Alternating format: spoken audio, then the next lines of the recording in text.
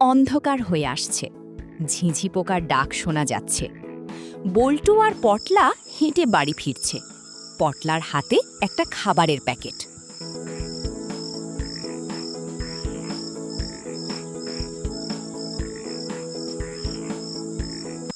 ওরে বল্টু, আর একটু জোরে হাঁট ভাই। মা বলেছে সন্ধ্যার পরেই বাঁশঝাড়ের রাস্তা দিয়ে একদম আসতে না, এখানে নাকি ঝাঁকড়া চুলো ভূত থাকে। ধুর পটলা, তুই হাসতো একটা ডরপোক। এই যুগে আবার ভূত কিসের?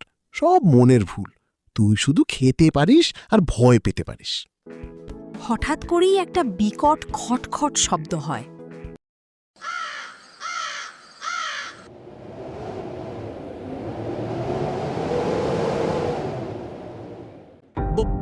বল্টু, ওই দেখ, বাঁশ গাছটা কেমন একা একা নড়ছে।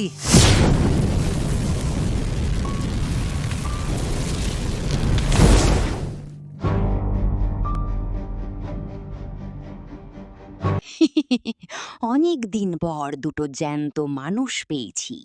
আজ এদের ঘাড় মোটকে স্যুপ বানিয়ে খাবো।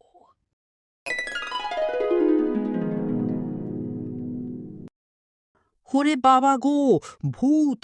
আমাকে ছেড়ে দাও ভূত মশাই, আমার গায়ে শুধু চর্বি, কোনো মাংস নেই, খেতে একদম ভালো লাগবে না। শুনুন ভূতমশাই, আপনি আমাদের খেতে পারবেন না। ভূত অবাক হয়ে সোজা মাটিতে নেমে আসে। কেন রে, তোদের অত বড় সাহস? আমাকে বাধা দেওয়ার তুই কে? কারণ আমরা হলাম ভূতের রাজার বিশেষ দূত।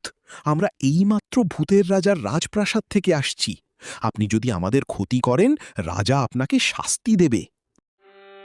ভূতটা একটু বোকা, তাই সে মাথায় হাত দিয়ে ভাবতে শুরু করে। ভূতের রাজার দূত? কিন্তু প্রমাণ কি? ভূতের রাজা তো মিষ্টি পছন্দ করেন। তোদের কাছে মিষ্টি কিছু আছে?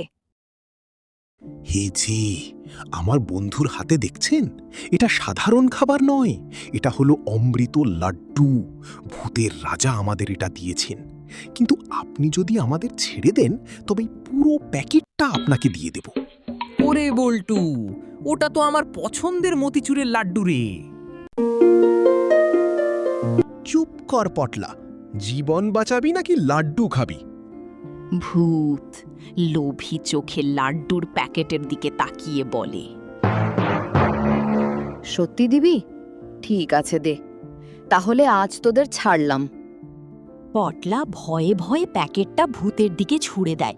ভূতটা প্যাকেট খুলে একবারে 4-5টা লাড্ডু মুখে পুরে দেয়।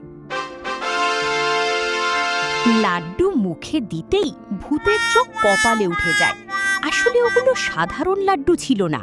পটলার মা লাড্ডুতে প্রচুর ঝাল লঙ্কা গুঁড়ো মিশিয়েছিলেন চোর তাড়ানোর জন্য। ওরে বাবা রে, ওরে মরে গেলাম রে! এটা মিষ্টি না, এ তো আগুন। জল, জল কোথায়? ভূতটা নদীর দিকে দৌড়ে পালায়। পটলা, আর এক মুহূর্তও নয়, এবার দৌড় লাগা।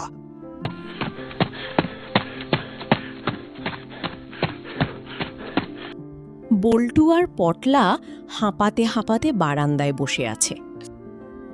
ভাগ্যিস মা কালকে লাড্ডুতে ভুল করে লঙ্কার গুঁড়ো মিশিয়ে দিয়েছিল। আর তোর বুদ্ধির তারিফ করতেই হয় বল্টু।